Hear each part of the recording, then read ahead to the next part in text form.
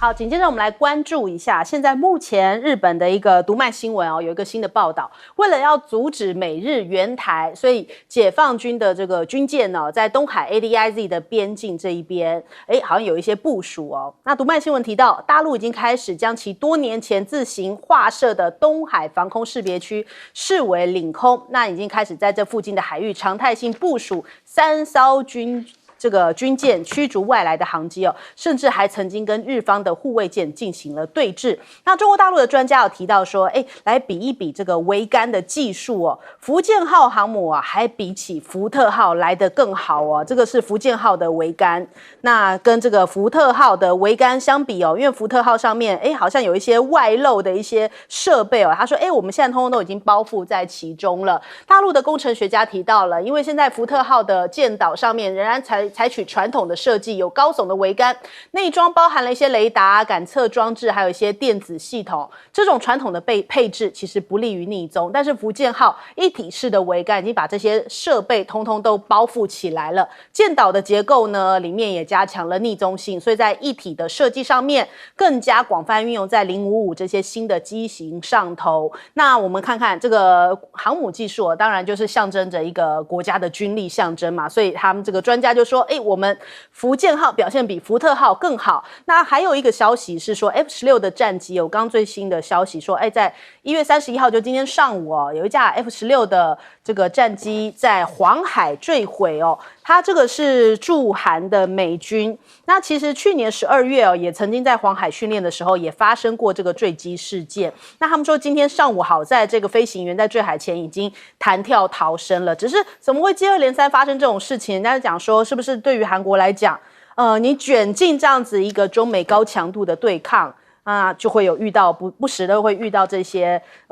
状况跟问题还有在巴基斯坦跟卡达的军演里面大家就想说陆制的这个歼十 C1 就是第4代还打过了欧洲的 4.5 台风战机据说10次的演习里面赢了9次，所以中国大陆的这个等于说武器军力不断的在进化展现当中。那拜登在中东这里看起来现在头大了，因为驻约旦的基地被无人机攻击之后酿成了3死，拜登正式回应了，他说我已经决定好要怎么样回应这件事情了呢。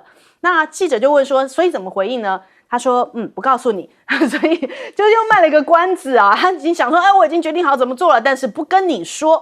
所以美国到底要怎么样回应呢？因为现在好像进退两难，白宫不为阵亡美军向伊朗开战，那共和党就批评说拜登软弱，你必须要直接攻击伊朗如果白宫无法做出满意的回应的话这个对于你拜登的选情恐怕会更加的受创，这是共和党对他喊的话。另外一位不具名的官员提到，他说白宫不会直接采取攻击，如果美伊升级成对抗的话恐怕会导致西方民主国家更加的分裂，所以对于拜登来讲，打也不是，不打也不是，只好跟你拖延战术，就是我想好了，我想好答案，但我不告诉你，这可能是一种拖延战。那再来，胡塞是不是要把美国气死胡塞武装扬言准备好跟美国、英国长期对抗。胡塞组织说，他们领导层已经采取经有这个充分准备研究的举措来准备跟西方力量长期对抗，而且会采取对这个红海的船只发动更多的攻击跟袭击。所以大陆跟也门的副外长会谈的时候也有提到这个红海局势，交换了一些意见。那还发现有这样的一个消息就说胡塞还劫持了一艘银河领袖号的货轮，那他们现在还变成这个观光胜地就说游客可以登船，只收你$1的这个观光费每周5趟的观光行程，不过仅限男性那很多的游客就跳到船上自拍跳舞所以他们现在变成了一种另类新的一个观光打卡景点就让大家想到说2016年的时候其实伊朗也公布了美军下跪的照片来气川普甚至后来还坐花车重现美军下跪的照片，感觉上胡塞组织有样学样，也是故意要气一气美国嘛。那首先我们来问一下这个盛峰哥，就是这样子啦，这个这两位有这个武器军武方面的专家，也有外交的专家，这个我们能自研的实在是有限。但是我想在短短的时间内，我画另外一个观点给各位做参考，就讲胡塞在红海这个部分，现在最安全的就是挂中国旗号的商船，还有呢，出发以前跟他讲明，这是中国船员为主的商船，所以现在呢，所有的在这里就让我想起啊，《战狼2》的那一幕啊，那个我感受很深了。那时候跟一些台湾的同学一起在看这一幕，看到最后看到那个吴京啊，这拿了五星旗啊，然后呢这个从两边这个武装部队里面都走过啊，那大陆观众说哇鼓掌，那台湾的同学就哈哈大笑，有没有？他觉得很荒谬，怎么会有这种事啊？但是这种事好像已经不是荒谬，是在红海出现了。现在挂了中共国旗的，反而是安全的。所以呢，现在大陆很多的船啊，现在猛被租用啊，租用的目的是在哪里？就是在那里安全。还有呢，就看到中国的船只要经过那里的，大家都是跟着一群，有没有？跟着一起过。我从这里就是告诉大家一件事情，就我们看这一些事，过去是美国来主导这个世界，来决定这个世界，他们的发言代表了一切。但是现在一个胡塞武装告诉你一个事，不再是美国说了算了，不再是美国说了算。美国这个霸权，当他把这个手啊伸得太深、伸得太广了之后，他现在发现辛苦了。一个洞啊，可以用一个手去抽啊，2个洞抽。当超过5个洞的时候啊，是不够用的。现在俄乌战争不晓得怎么办。现在呢，这个以色列啊，也不晓得怎么办。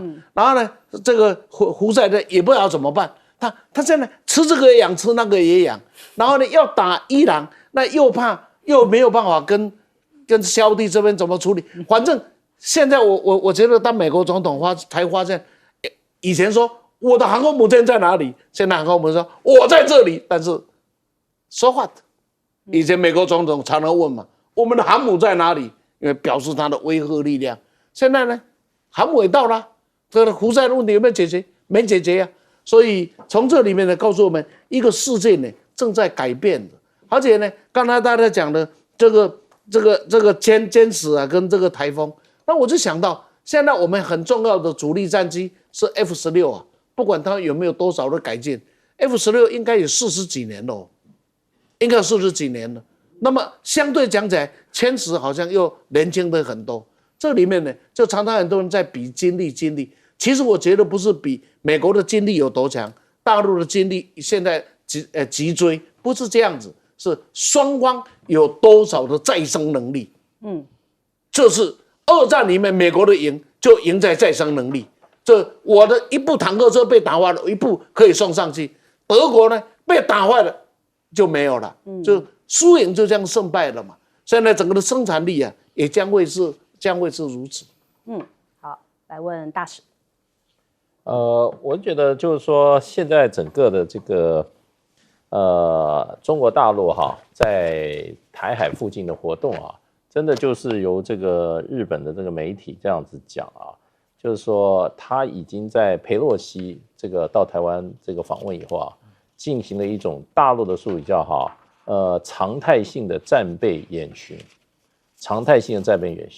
那基本上就对台湾形成长期的一个包围之势啊。过去中国大陆因为它这个海洋的控制能力，尤其这个做区域剧组的能力它缺乏像这种大型的水面舰艇。那比如说这个辽宁号、山东号，甚至055大区，它可以对这个整个区域其他敌军的进入它可以做一种可以做拒止的。现在它的实力已经够了，这个我们吕舰长他是非常清楚的。所以他现在这个定的3个点，基本上就是在控制台湾，把台湾这个形成一个包围之势。而且呢，这个部分呢，我觉得形成常态之后反而就有点像什么现象，就有点像中国大陆在这个裴洛西来的时候射飞弹的时候我们国防部都不吭气最后日本人把这个事情拨路给他。所以这一次中国大陆对台湾这个进行3方面3个点的尤其这个包围之势这个常态演习我们国防部也从来不说，只在说又是共击侵台。那这次又是日本人把这个事情又铺露出来。那为什么？那蔡英文政府到底为什么呢？他真是怕这种大陆的军事压力对我们台湾民生士气产生影响。可是说实话，这个对台湾的安全真的是一个很大的威胁。真正有这个必要的时候，台湾就被整个就包围了，合围之势啊。他要实行封锁或进攻的话，都是怎么样？都是随时可以发动的，不必再派遣出来。所以呢，真正能够要解决台湾这个跟大陆这个经营战争边缘的情况，基本上还是要怎么样？要能够两岸产生良性的互动跟沟通啦。对，所以这个良性跟互动沟通的话，如果缺乏的话，那这个台湾永远生活在一个怎么样？不晓得未来会发生两岸会发生什么不可测之事的这种危机的里面。可是呢，你看赖清德他有做出一点善意的一种回应嘛，跟中国大陆之间，然后把现在这个剑拔弩张的关系把它改善嘛，可能是没有。所以如果说赖清德还是一味照他过去的风格的话，未来4年的两岸关系我觉得不但不会说是一个很平顺的，而且我觉得会常常会有危机出现，对我们台湾是很不利的。好，请教舰长。我们看到日本读卖新闻的这个报道，其实更进一步的证实我2年之前所提出的这篇论文。那我这一篇论文呢，其实最后的结论是什么？我讲说解放军他在2020年的时候，他的这些我们一天到晚常常讲他在黄海、东海以及南海甚至台海附近的军演，叫做武装海岛，巩固那个近岸空防。也就是说，他开始注意到了那个有关于海岛以及空防的问题，但是到2021年的时候，他已经不是如此了。反低空破防，嚇阻抵近侦察。抵近侦察到底是谁来抵近侦察？当然就是美国抵近侦察。美国派了非常多的各型的战机可能是 P8A， 有可能是那个现在像前几天才刚刚在西南防空识别区出现的全球之鹰，这一些那个无论是基建都在那个台湾附近出现，它现在已经不让了。而且在大选之前曾经讲过就是选票投错党，那个台湾变战场，这个战场未必是只是打仗而已那我们之前所看到的有关于 ECFA 的问题，有关于外交场域的问题，诺鲁就没了。现在出现的问题就是 M503 航路的问题M503 航路其实这个问题在2015年就出现了，那为什么后来变得不是问题呢？因为当时就像刚刚介大使讲的，两岸关系很好，所以不需要那个大家可以直接的讨论。之后呢，那大陆方面呢就暂缓实施503就是它的支线，就是 121到123这个航线就暂停了这使用那但是对不起，现在如果既然没什么好谈的话，那就拿出来用但是现在有很多的专家，甚至之前的空军副司令曾经提到说这样会压缩到我们台湾的空防。其实我跟大家报告这个跟就是 M503 航线跟我们的海峡中线，它的距离是 7.8 公里。如果以我们现在所看到的歼16战机，它以次音速也就是 0.95 马赫来飞行的话，24秒就通过了。所以不要说压缩了什么，24秒我们的那个长城雷达转一圈。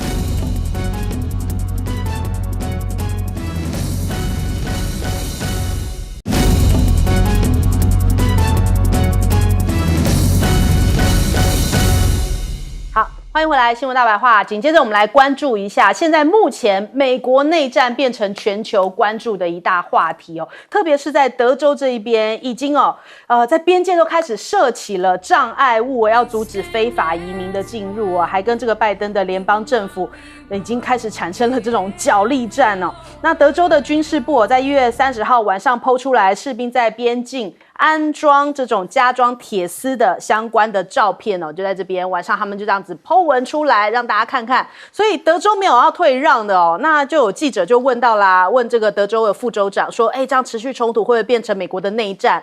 他们讲说德州不希望跟拜登政府对抗，但是德州拥有宪法权利，我们的做法是对的哟。德州还有一个名言，就是我们不打911，为什么？就是因为德州的民风非常的彪悍那他们的持枪率高到几乎人手一枪，所以连明令禁止的这个机枪，其实在民间都有3万多支哦。那所以看起来这个德州的强悍，恐怕这个拜登也是有点头疼哦。那另外我们看一下，现在包含了一些共和党的一些州哦，他们现在都要大规模的来挺德州，说要夺回边境的车队，现在已经有70万人要到这边来德州相挺，预计在2月3号啊就会抵达德州，向拜登政府抗议。我们画面上面看到很多的这种车队卡车哦，他们就沿路载人，大家这个浩浩荡荡的从佛罗里达州集结哦，穿过阿拉巴马州到密西西比州，然后到路易斯安那州，一直到德州去哦，所以他们在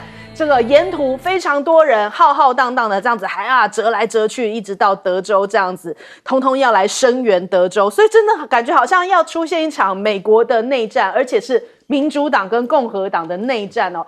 已经比起4年前更加的对立，美国越来越撕裂了，包含川普跟拜登的这一次的对决，就从这一边德州的事件开始反映开来。那我们看到这个车队的总召就讲，我们只是普通公民、农民、退休警察，不是疯子，我们是美国的和平集会。德州的共和党众议员也提到，卡车司机就是美国精神的象征，德州欢迎每一位的卡车司机，等于是共和党已经表态了，就是他们是挺德州这样子。那另外，德州与拜登的关系紧张升级，州长被爆出来还引进了极端分子来对付移民哦。那拉丁裔的美国公民团结联盟，他们说呢，德州州长阿伯特在边境冲突发生不断升级之际，煽动极端分子做出暴力的行为，大家必须要提防怀有这种仇恨目的的这种州武装极端分子，他们故意制造出冲突跟舆论哦，好帮共和党来这个筹募选举资金，所以民主党现在很头疼啊，面对到这个德州问题难以解决，也面对到拜登的民调迟迟拉不起来，他们现在黔驴技穷，要靠谁？要靠泰勒斯小天后泰勒斯。那美国的新闻周刊他们有一个民调说，18%的美国选民表示哦，如果泰勒斯表态支持特定的总统候选人，他们极度可能跟着泰勒斯的选择投票。那泰勒斯这一次的大选哦，没有公开支持特定的政党，但是他在2020年的时候曾经发 Twitter 来说，他在11月一定要去投票，因为他很讨厌川普，说要把川普赶出白宫哦。那现在拜登必须要靠泰勒斯哦，据说他们的团队很紧急的、很积极的向泰勒斯在寻求联系，因为他最近在巡回嘛，全球巡回演唱会，所以不知道哪一场，搞不好拜登会在演唱会上登场哦，不知道跟泰勒斯这样同台是要有没有什么合唱还是表演哦，反正就是要寻求大家的支持啊，他的粉丝如果能够变成他的选民的话啊，那就太好了。那对于拜登来说，就是可以解决他燃眉之急哦。那我们看看现在德州进入到了战争状态啊，他们讲说哦，这个是中国威胁。是中国大陆阿共在搞鬼。那他们说哦，中国的网络上面一直在流传美国边境状况的假消息，以热搜话题的方式在微博这些平台传播，然后这些说法是没有依据的。他们讲说这个美国内战这个词是中国渲染的，推给了中国大陆来介选哦，中国大陆介选到美国去了。那可是问题很奇怪啊，我们看到很多美国的媒体啊，明明一堆美国媒体啊，都是用美国内战来形容这个德州的状况。那怎么自己不说呢 ？CNN 就讲。还有一个报道很奇妙，他说习近平还跟拜登承诺不会干预美国总统的选举，说在去年11月的时候，习拜会他们就有讨论到这一次的美国大选，然后习近平还承诺回应了，就说就是不会干涉，王毅也给予了不会干预的明确承诺，让大家觉得很满头问号哦，因为对于这个中国大陆来说，就像这一位学者讲，上海复旦大学的教授赵明浩，他提到，他说其实川拜两个人对于中国大陆来说就是两碗毒药，没有谁比较好，你们都一样，都是在渲染中国威胁论哦。所以北京要怎么样干预？干预什么呢？干预谁还不都一样了？所以对于他们来说，谁当选谁不当选没有偏好哦，他们根本就无意要去管你们这个竞选的方向是如何啦。那首先我们来请教一下介老师怎么看这个美国的内战啊？美国内战我跟你讲德州的人还不危险，现在那个70万从各地跑过去的人那些人才是危险的。你像他这个他这种放下工作，或者说为了一个政治目的啊，千里迢迢了，这都是政治狂热分子。对，这个3年前这个1月6号包围美国国会的就是这一批人。这批人有什么骄傲男孩啦，然后一大堆这种极右势力的。他们根本不晓得世界什么样，他们就在乎美国是不是能够解决内部的问题，然后他们都是仇视移民的，所以都有一点种族主义的底子在里面所以这些人，我觉得就是说有一个政治号召起来，他们就纷纷动员了。那美国也很恐怖随便讲一下，一个州动员一下就70万人了。那这个70万人不是少数而且这个美国很大，而且他们这些卡车司机平常没事干他真的是把他该干的活都丢下来就跑去了，去搞革命这有点像以前这个叫清朝末年的太平天国他这个洪秀全一起事全中国很多这种这个怎么讲呢？革命分子都去响应了，所以这是70万革命分子这些到了 Texas， 说实话，他们这个人一离乡背景，胆子也变大了，然后到那个地方这个彼此中这个情绪再一感染是会很激烈的，那搞不好就会跟美国联邦政府的机构起冲突。所以这个时候，如果说拜登再不让步的话，这个事情就麻烦了。对，而且这次德州州长带头等于说跟着这个拜登对着干跟拜登的这个美国最高法院对着干他说实话，他如果一个州的话，他还没什么底气，25个州都在他那边，对不对？通通站在他那边。美国一共50个州，一半都过去了，所以美国这个不叫分裂，这什么叫分裂？拜登说实话，他做美国总统，他有义务要执行怎么样？美国的联邦法律美国联邦法律现在到州里面不被执行，那不就是叛国吗？他已经叛国了。那另外一方面，再加上美国最高的联邦法院，他的判决已经确定了，你德州也拒不执行，对。那所以就变成就是说，在任何情况之下，我觉得德州从法跟理上来讲的话，都在正常情况下都是基本上就是叛变行为啦。那为什么美国联邦政府没有办法？就是因为美国社会分裂，然后再加上这70万人下去，真的是美国现在这个情势岌岌可危，是一定有一方要让步。如果拜登今天继续再强硬下去的话，觉得这个情势就不可收拾了。不过美国的媒体很奇怪，美国这个你看几个主流媒体基本上不报道这个事情，外国媒体报道比较多，他们只报道外国的事情，又不报道美国的事情。这个美国会不会到最后整个失控？有可能，因为这一次他们是因为怎么样？因为这个非法移民的问题，美国对立起来了。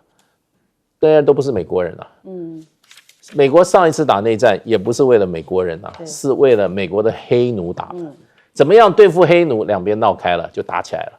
现在也不是为了美国人，现在为了美国那边这些非法移民，两边闹得不可开交所以从美国历史经验来看美国真的走上了一个现在在一个非常危险的轨道上面。好，顺峰哥，这样子，在读书的时候，甚至教书的时候，我的老师是这样告诉我，我也是这样告诉我的学生：是民主产生的弊端，就由更多的民主来解决。这句话我们几乎奉为圭臬，但是这一句奉为圭臬的话，现在在美国好像触礁了。美国到现在为止实行了民主200多年，你看到的一个现象是什么？分裂对立是常态，不分裂不对立，那怎么有这个呢？现在美国要选的是红色的美国，或者是蓝色的美国，因为它是分裂的。好，不只是如此，所有的人都告诉我们，就是拜登不适合。一半的人告诉你说川普不适合，但是他们两个都经过党内的选举投票决定了。我们又常常说，我们的一票可以决定我们的命运，那么这一票也行使了。这一票命运决定的结果，就是要选一个一半的人不喜欢，一半人也不喜欢的家伙，而且是两个大家都认为不应该出来选的家伙，那要出来选。然后我们说，我们的这一票决定我们的命运，我们决定了什么？通通在挑战。这里面背含的问题，不只是内战以后的问题，那就是一个堕胎权的问题，让民主党在其中选举得到了甜头。所以这一次继续要杀下去。这个时候找到了一个问题，那就是这非法移民的问题，这是共和党的武器。所以呢，这两边一个就是堕胎权，那一个呢就是这一个非法移民。两个党现在坚持了两个的问题，他们所想的是什么？是美国的明天，是美国的人民。每个人都有一个很漂亮的口号，但是他们想的都是我能不能顺利的当选。那当选的是谁？是两个我们不喜欢的人，而不是我们的，跟我们无关的，是美国不喜欢的两个人。而且你的一票怎么样？所以民主的问题由更多的民主解决，好像这一句话通通是笑话，因为出钱也是民主啊，大选也是民主啊，对，现在这个分类也是因为民主而分类啊。那我不晓得用什么更多的民主可以去解决，我看不懂。所以也不要去怪别人，在整个的媒体说你是内战，因为你这个 Civil War 就是你自己在美国自己本身使用的啊，在美国也一样。这种事要是发生在大陆有没有？我靠，那真的 CNN 这现场转播，你信不信啊？这个今天不要说在大陆了，发生在世界任何个地方。CNN 的记者一定第一个跑到前面了，但现在呢，在美国好像你没有听到这样的声，不是没听到的，这主流媒体上，就像介道士讲的，非常非常的低。为什么？讳疾忌医，因为他也不晓得该怎么办。事实上，拜登已经有妥协了，他说啊，一天只要人口这个呢多于1000，我马上实施什么事情。但是显然他不卖账，因为川普当年就是以拒绝非法外来移民，然后要筑高墙，有这个政策，他不但讲了，而且他去落实了。不管你喜不喜欢川普，至少他的政见是落实的。那在这样的一个情况里，美国面对这个问题，就继续让民主的问题由更多的民主去解决。这一句话来考验吧。好，来请教舰长。这一次一开始啊，就是出现在这个铁丝网的问题。这个铁丝网不是我们一般所看到的铁丝网，它其实是刮刀式的刺丝网。刮刀式的刺丝网其实是非常残忍的啊，也就是一不小心划过，不是被刺一个洞，而是整片就是刮整片啊。然后所以说，它如果这样布设的话，其实的确啊，有办法对于非法移民有所遏阻啊。但是现在呢，我们看到一共有24州啊，也就是这些红色的部分啊，通通都要派遣国民兵来支援德州。那这个会不会变成刚刚无论是介大使或者是顺风委员讲到的内战啊？应该是没有这么严重。不过啊，我们必须要这么讲啊，4月12号。帝国浩劫，美国什么？对不起，因为不要帮电影做广告啊，就是电影直接就要上演了。电影其实都是走在一般社会大众脉动之前，也就是早就闻到了一些什么事了。那我们这样讲，刚刚一直讲说，到底拜登他对于这些事情，就是有关于非法移民的事情，到底是违反了美国宪法的哪一个部分呢？其实是违反美国宪法的第4条第4节，还有宪法第1条第10节第3款下面的拥有自卫权。现在那个德州政府他们就是以拥有自卫权，要以那个派遣国民兵来阻止这一些非法移民。非法移民的问题，事实上来讲，它不但是是对于工作上面，就是一般人民的工作上面产生了排挤啊。那事实上还有更多的卫生啊、居住啊，还有医药啊这些问题。所以不在那一州的人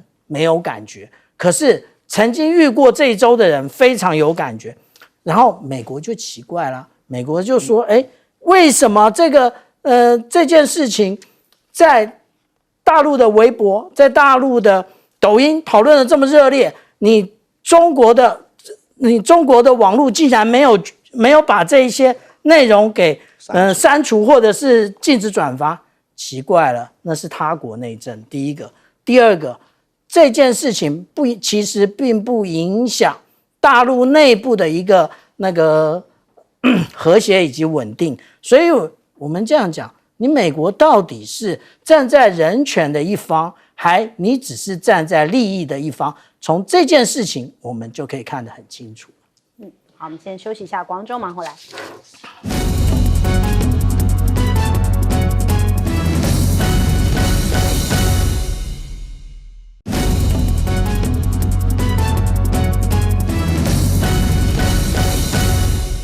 欢迎收看《新闻大白话》，我是主持人翟轩，马上欢迎一下这个阶段加入我们讨论的来宾，前海军舰长吕礼师。主持人好，各位观众大家好。前大使谢文吉。翟轩好，各位朋友大家好。前立委李胜峰。翟先好，大家好。好，来关注一下立院的龙头之战。今天当然揭晓了，民众党说要支持自己的人选黄珊珊。那民众党这样推派出了这个角逐立法院长哦，那黄国昌甚至反过来对绿营喊话，就说：“这个民进党可以过来支持我们哦。”所以会不会变成另类的绿白合呢？所以现在很多人在讨论啊，民进党该不会真的跑去挺黄珊珊吧？如果真的挺的话，黄曙光是不是就可以解套了？搞不好真的是有这样的一个盘算，因为对于民进党来说2选1嘛，我不支持黄珊珊，那难道就是看韩国瑜当选嘛？所以搞不好真的民进党会有这样的一个动念哦。那我看看这个柯文哲哦，他说他们这样的一个决定是因为不想当小蓝，也不想当小绿。被问到保送韩国瑜吗？他说这个作为第三势力哦，小蓝小绿都不想当。那至于要怎么样因应，他说这是民进党跟国民党要去思考的，特别是民进党高层，又在喊话民进党高层哦，然后再被追问说是不是跟民进党合作，争取把票投给黄珊珊。他说有个小党当立法院长也是解决台湾问题困境的一个方法，所以人家在回想说这几天。那这样蓝绿去面试是面试假的吗？是不是白走一遭哦？怎么最后搞的是你们自己要推派人选出来？那你为什么不一开始就讲呢？那再来这个问题可能又要困扰坚哥啦，因为大家知道王世坚过去在这个台北市长选举的时候说这个理性跟感性的选择啊，因为以他的这个政党来说，他必须要支持陈时中啊，但是他跟黄珊珊又是好朋友。所以现在民众党就讲说，是不是王世坚坚哥又要再度陷入到理性跟感性的天人交战呢？他会投给黄珊珊呢，还是会去支持游锡堃呢？那再来看看这个蓝白争龙头，王定宇跳出来讲啊，他说好了，这个蓝绿游锡堃跟这个韩国瑜社会评价非常清楚了。国会议长是国家最高民意的机关，代表行使国会外交，高度跟格局很重要。游锡堃跟韩国瑜的社会评价很清楚希望政党竞争的因素之外，多考量选出来的正副院长是不是任适格，对国家有没有注意啊？马上就有网友吐槽就说对大家都知道游锡堃的这个评价橡皮图章嘛，就是这个角色而已并没有什么其他，就是好像扮演立法院长一个角色就变成立法局了哟。那所以看看这个吴子嘉，他提到游锡堃对事情经常认识不清民众党专门欺负老实人，正常演出的是韩国瑜，还看得出来你们指的是民众党是骗子我就跟你玩这个天桥把式他知道你们这些人都是不能决定事情的。馆长现在也说他很欣赏韩国瑜，他与以往截然不同，那还炮轰柯建铭说不断叫嚣可能是不想让游锡堃当选院长他说看到韩国瑜拥抱黄国昌，他说他很欣赏韩国瑜感觉上面跟之前的印象不同，他说也期待再也合作。这是在民众党宣布之前馆长的直播里面提到，不知道今天民众党宣布完，馆长会不会说法有所转变？另外看看未来立法院的厮杀恐怕会很激烈特别是这个绿白之间，好像看到老柯一直不断出来在批评先骂了蓝，那说傅崐萁是抱虎缝河，他说就是找一个老粗没有文明没有高度的抱虎缝河而已他这样子来批评傅崐萁。然后讲到黄国昌就说作秀抹黑收割炒声量极尽表演的能事还叫他不要嘿嘿嘿叫的所以感觉都没有好听的话啦。另外这个白绿之间现在也有一个对决的态势，就是因为现在这个王义川嘛，他们说，抢救义川大兵，现在要进入到政策会担任执行长哦。另外一方面，这个民众党他们是派出了战狼小姐姐陈志涵来负责这个民众党新设的政策部门，要复合与国会8席立委沟通，对接政策，与党部和党团的政策能够统一战线。所以未来白绿交锋的这种状况，恐怕会成为一个国会的一个新焦点。再来，这个柯文哲有提到说，这个不分区有2年条款，但是有但书的哦。那看看在他们不分区的名单，前8名啊是已经进入到国会，一直到张启凯这边。那陈志涵的话是排名第19哦，因为这是他们定的一个内规嘛，排名第19名，说不定也是有机会可以递补进去的。那现在如果党内有人跑票的话，黄阳明讲说，这个游锡堃可能也会担心，这是不是民进党搞不好也会有人跑票呢？他说，今天为了要让这个王义川能够当立委哦，民进党其实部分的人士，他们不惜去逼宫游锡堃，让他没有办法当立法院长，甚至连立委都当不成，才能够抢救义川大兵哦。那未来假设王义川也进去，战狼小姐姐也进去立院哦，又成了新一波的白绿交锋。再来，我们来问一下这个盛峰哥，盛峰哥怎么看今天立院龙头之争出现一个大变数哦？现在不要随便猜测结果，猜测的结果可能都要去找眼镜啊，为什么？因为目前的演出已经不是照常理的演出，目前的演出可以看出来是小党的民众党现在极力的在演出，不管他内心想的是什么，他都让每一个人充满了悬念。国民党现在也充满了悬念，照这样看起来应该是我了。我想很多人应该是这样推论了。那这个呢，民众党也丢了一个悬念，那不一定呢。小党当议长也很不错，这是国会改革啊，来统合蓝绿。基本上他是不是也是在向民进党在丢橄榄枝呢？从一个角度再来看，当不正常就是有鬼。我看到柯建铭最近呢，这2天出来骂民众党，出来骂国民党，骂得很凶。他是一个还蛮有谋略的人，这个谋略呢，好像一个失控的欧巴桑一样，出来大骂一顿了。你觉得他失控了吗？我不认为他失控，他说不定在创造什么烟幕啊。所以从道理上来讲，应该拥有席次比较多的国民党，在民众党放弃不支持蓝绿的时候，应该国民党在2轮会顺利当选。你这是理论啊，那不要把理论当事实，那有时候会很惨啊。为什么？因为这里面有太多前提。民进党会不会宁为瓦钱呢？宁为易碎，不为瓦钱。反正我就不让你国民党当嘛。那我来扶持一个小党当议长，反而是我扶你上去的。那水可载舟，水可覆舟嘛。那你这议长当下是要听谁的？国民党选上的话，那是不会听民进党的对不对？可是民众党在国民党在民进党这在选上的话，那要不要听？你不听，你这个议长，你这个院长做得下去吗？你各位想想，这很现实，就摆在那里。然后呢，到时候柯建铭这边可以很无奈，双手一摊了。我可是不以为然的，但是票投出来也是这样子。现在在创造这个烟幕，有没有可能？通通有可能，可能刚刚我的推论通通都是错，但也可能通通都是对。从这里我们就看了一个这样，究竟我们要一个什么样的立法院的文化？我们已经行宪这么多年，我们也从老委员退职之后，我们已经改选了这么多届了。我们一个议长的产生，这个大家都有国外经验就知道，他绝对不是除了票以外，他还要是资深制。很少会推一个像黄珊珊这样的人出来当议长，这是一个资深制啊。这一个议长坐在那里，他还要有他的什么？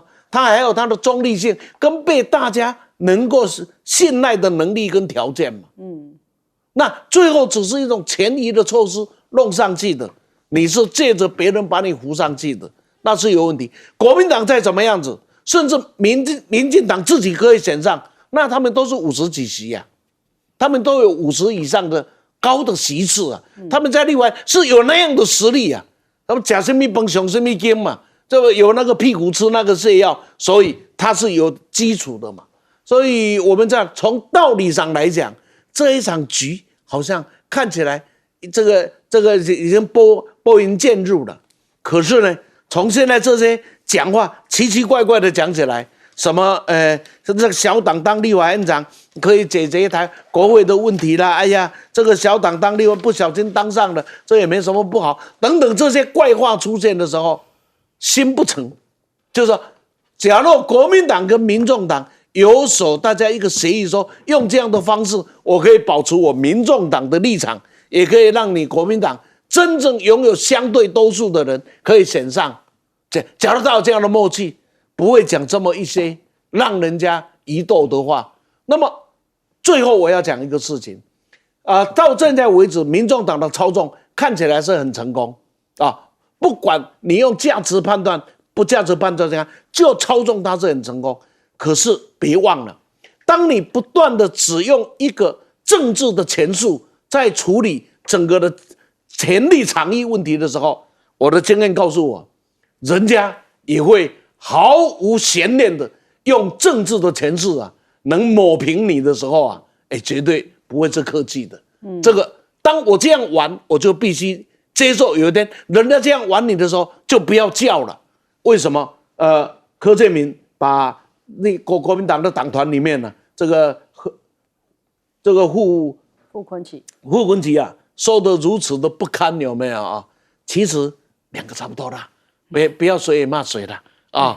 我常常讲，两只狐狸斗一斗，这倒是蛮精彩的。不晓得斗到最后的结果，谁输谁赢，不知道而已啊。好，来问介老师。对，现在就是说第一轮的话，当然这个民众党会推出自己的候选人啊。那关键在第二轮啊。第一轮他现在这个立法院长选举办法很简单，就是有1/3的委员出席就可以开始举行表决了。那第一轮过半数，第一轮不过半数的话，再举行第二轮投票。第二轮投票就不一定要过半数，以得票高者当选。所以第一轮的话，现在除非是民进党把票都灌给黄珊珊，那如果为了要挡这个韩国瑜的话，这个决因这么强的话，那就把黄珊珊第一轮就投出来。黄珊珊只要拿到50，如果说全数都出席的话，没有一个人跑票的话，黄珊珊拿57票他就当选了。57票很简单啊，他现在民进党51票啊，那再加上他们民众党8票啊，那就是59票，那就已经过半数，那黄珊珊又当选了。可是问题就是，民进党会不会因为不想让韩国瑜当院长，把这个院长让给黄珊珊当，这是一个可能性啊。事实上是不是会的话，那看民进党现在怎么想啊。现在民进党我觉得内部也挺分裂的，光这个游锡堃跟这个柯建铭之间已经只是没有直接对骂而已啊。那个紧张跟竞争态势已经很清楚了，所以这个是一个可能。那如果说第一轮投票，那国民党投国民党，民进党投民进党，对不对？然后呢，这个民众党凭民众党，那就是第二轮投票是举第一轮投票前面2名，那就变成国民党跟这个民进党的2个候选人。这个时候，民众党没说他要投给谁啊？他们是只说要投给自己废票啊。他说如果到第二轮就不投票，了。对，那现在就变成，那就是等于说，如果说2党都没有人跑票的话，那就是韩国瑜当选了。这个假设也要保留啊，这个有可能。这个假设你也要保留。我还以为2党都是不，中视中党爱国之士。这个假设你也要保留，真的。尤其在 K 联内部，你也要保留。哦，真的。对，因为那绿的有没有可能呢？绿的几率比较低。哦，这样。这以我对台湾政治生态的一个了解，因为民进党现在执政还拥有资源，对有一些人可能还具有威胁性，司法的威胁性。OK。那现在就是说，如果说第2轮的话，他都投废票，那就是国民党跟民进党对决嘛。那照正常的话，都不跑票，应该51对54。对，因为2票无党籍也应该说要支持嘛，对不对？51对54。那如果说国民党跑2票的话，那就变成52。那这2票如果说是也来投票投给民进党的话，那就变53-52，应该不会投民进党啊，不会投民进党。党。那还是就变51国民党不是要亮票吗？哪能投得了？那现在就是说，有人说，那我就不去投票。哦，不去投票的话，现在缺席也不要求不可以，也不可以。哎，那我们就相信国民党的党纪啊。就所以说。第一轮就决生死啊！如果第一轮没有民进党跑去民众党那边，应该基本上就是第二轮的结果。理论上我刚才讲过吧，理论上应该是国民党，理论上，但是呢，现在我对理论的问题我都不太有信心。你就干脆说对国民党没有信心。那这个所以就明天了吧，很快就会决定了嘛，对不对？这个影响台湾未来4年的政局了。是。对，如果说民进党的话，他又当了掌握立法院的话，哇，那就那就变成真的就这个局面就会跟国民党做立法院院长这差距很大。他不掌握立法院，他垂帘听政也蛮有效果的，蛮有效果的哈。垂帘听政也蛮有效果。所以这个说。不是说国民党命运未来命运如何，还是台湾未来命运如何？跟明天的投票很有关系啊。又有一次，对，我想我们大家心里面都有主意的人嘛，我们都还是希望韩国瑜能够那当然当选啊。当然，对。那不过现在就是说，现在这2个党啊，现在将来这个政策会的部分啊，看起来这个2个党的人都还算蛮年轻的。那国民党表示谁？哎，我是觉得我是比较希望就是说尤其国民党啊，放手让年轻人去干呐。对，很多重要职务啊，让年轻人去处理。哎，反正像我们这种比较性格很稳定的，我们都是支持国民党啊。将来决定台湾的这个选票啊走向的话，年轻人是很重要的。所以应该让年轻人跟年轻人啊之间有多手互动，国民党才会找到新的生命啊。好，店长。我们到底希望看到的是怎么样的一个立法院呢？我们是想要继续看到反质询的立法院，我们是还想继续看到胡说八道的立法院，还是我们想要看到的是一事无成的立法院？这一次的立法院之所以那么重要，就是自己的事不再决定的只是自己的事了。为什么？我们等会下节会谈很多的问题，从 ECFA 到 M03 航路这一些问题，都是立法院真正的权力交错的场域。可是，如果我们还是任由这一些行政官员反质询啊，你明明是要被我质询的，然后结果你问我一大堆问题，我问的问题你反而不回答，这样有用吗？再强调一句话。这个骗子能够骗多久啊？是由傻子决定的。傻子什么时候开始觉悟啊？骗子他的那个欺骗的生涯就有所结束。院长其实是一个象征啊。那但是呢，刚刚我们盛峰委员讲到说，现在他不太相信理论啊。那因为理论常常会失误，其实要相信人性。怎么叫相信人性呢？因为只要从民进党开除党籍的，多半没有再起来的机会。可是如果不是那个不分区的委员被国民党开除的，通常他的政治生命还可以延续。所以我们这么讲啊，其实现在与其说重点在于院长，不如我们看一看未来2党的总召，也就是柯建铭跟傅崐萁，他们交错之下会产生什么样的火花。好，我们先休息一下，广告之后马上回来。